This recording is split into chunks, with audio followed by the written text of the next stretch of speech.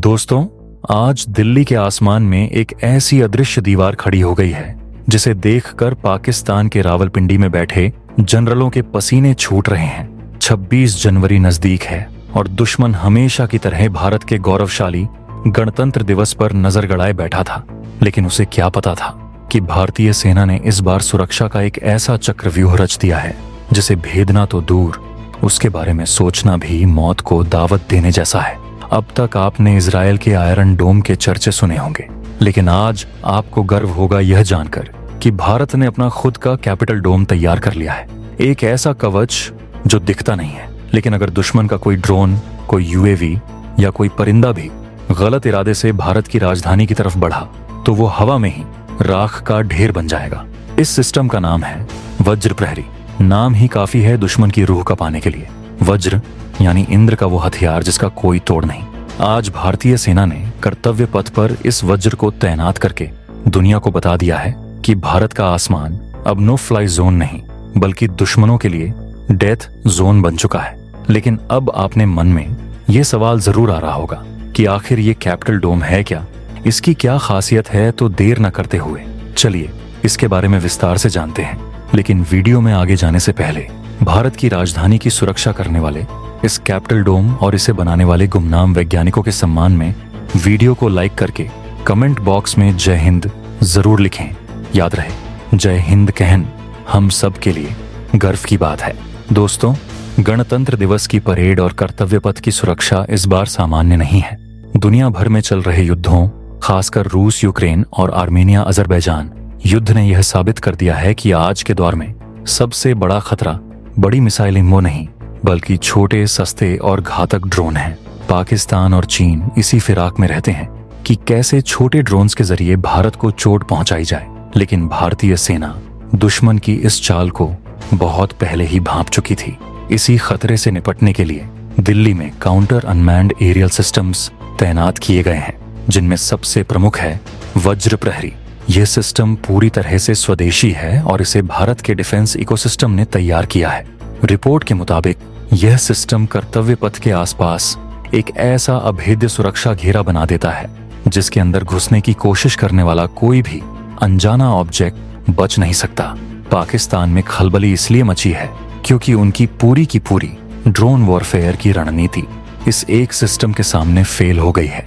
वे जिन सस्ते commercial drones पर बम बांधकर भेजने के सपने देखते थे, वो अब भारतीय सीमा में घुसते ही कबाड़ बन जाएंगे।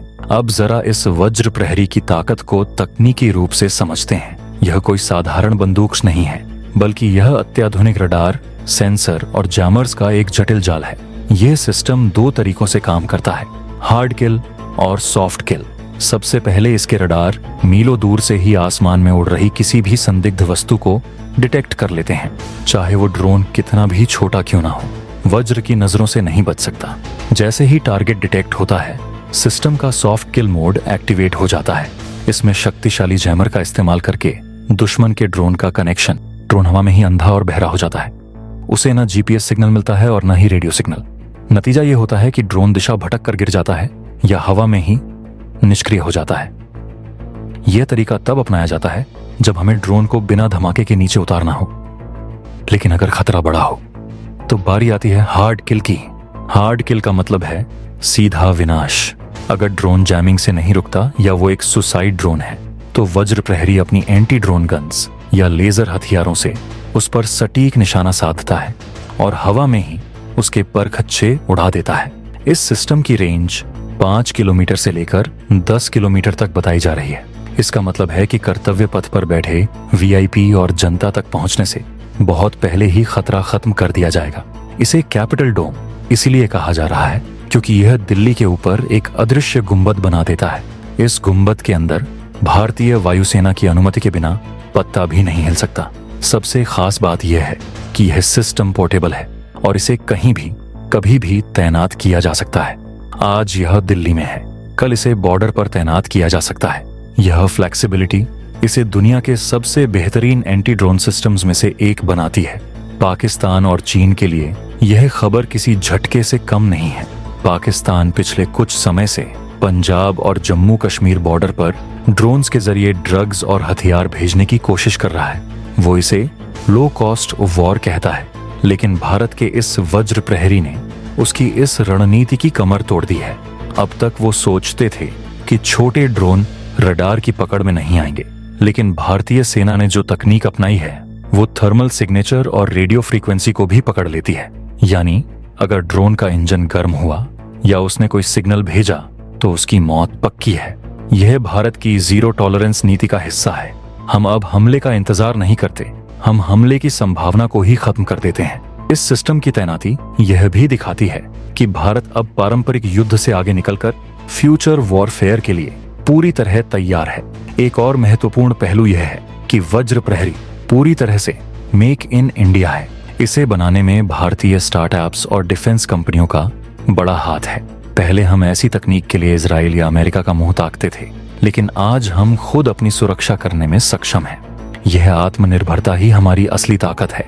जब तकनीक अपनी होती है तो उसके सोर्स कोड हमारे पास होते हैं और दुश्मन उसे हैक नहीं कर सकता।